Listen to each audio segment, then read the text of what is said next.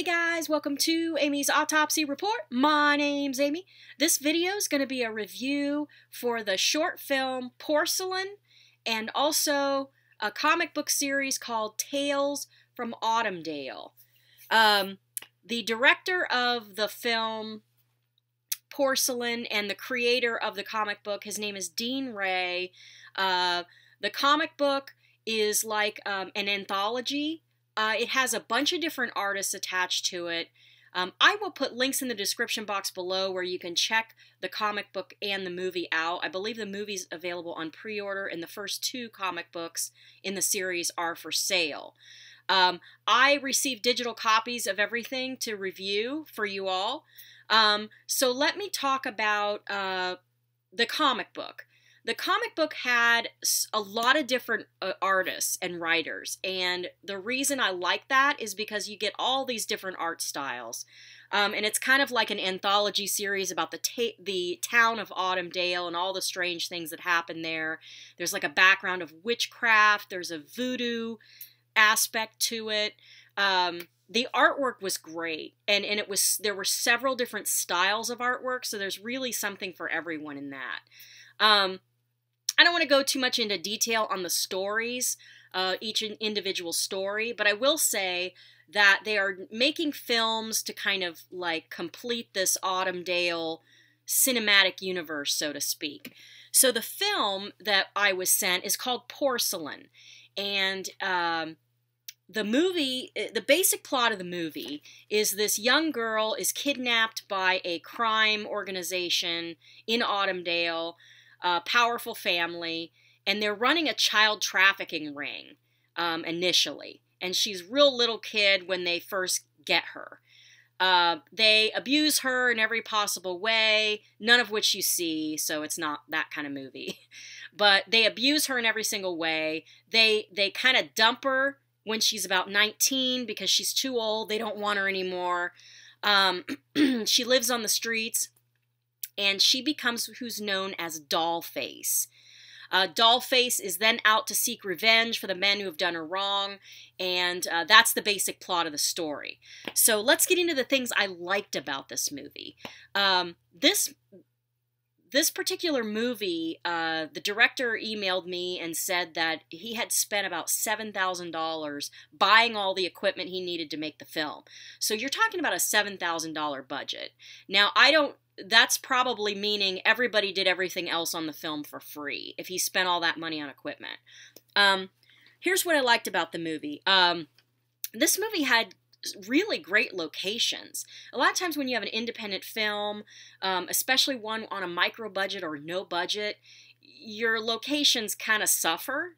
But they really did a good job of establishing the locations. The locations looked realistic.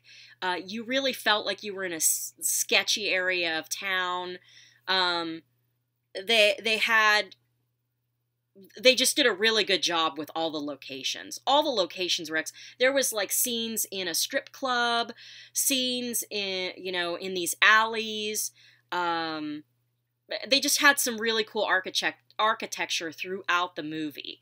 Another thing I liked about the movie was the sound design. They had an original soundtrack, original score.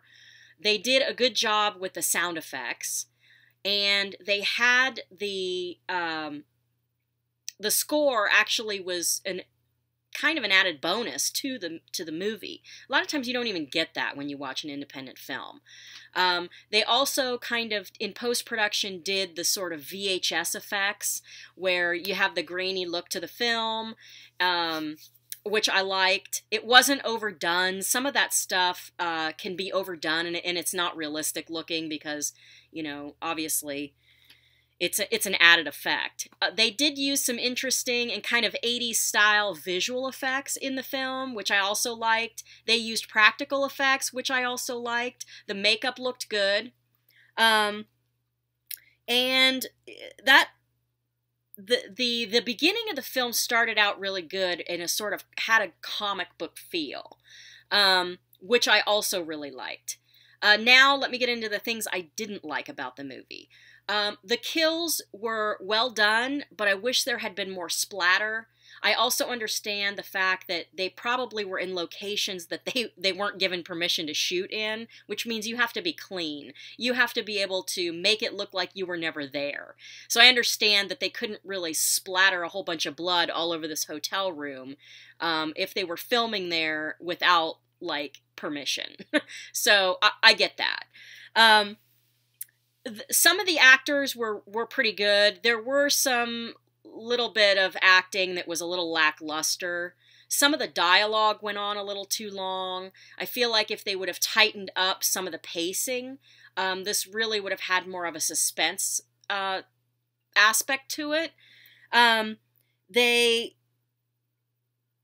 Most of the cinematography and editing was really well done. The only thing that kind of I didn't like, and it didn't happen very often, it certainly didn't ruin the experience at all, there were some random zoom-in moments that I don't know why they were there, but, you know, it is what it is.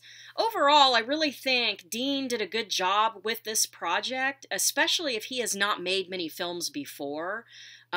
He really did a nice job editing it, writing it, directing it. It was a pretty decent little film. I will say it did go on a little too long. I feel like if they would have cut down some of the scenes just went on too long. But I feel like if they would have cut some of that stuff down a little bit, it would have had a tighter presentation. But overall, I enjoyed this as a watch. Links will be in the description box below for the pre-order for the movie and the comic books.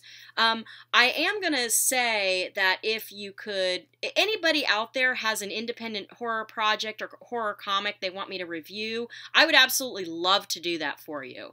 I will request that if it's possible, send me a physical copy. I had all kinds of problems downloading the digital stuff because I have a MacBook Air, and I'm guessing most everybody else has a PC. So it involved a whole bunch of app downloads, I just had a ton of problems downloading everything. I did finally get it all, but it just took forever. So in the future, if you would like to send me your projects, please send me a physical copy if they're available. If you don't have physical copies, I can try the download process again. We all know I have tech issues, guys.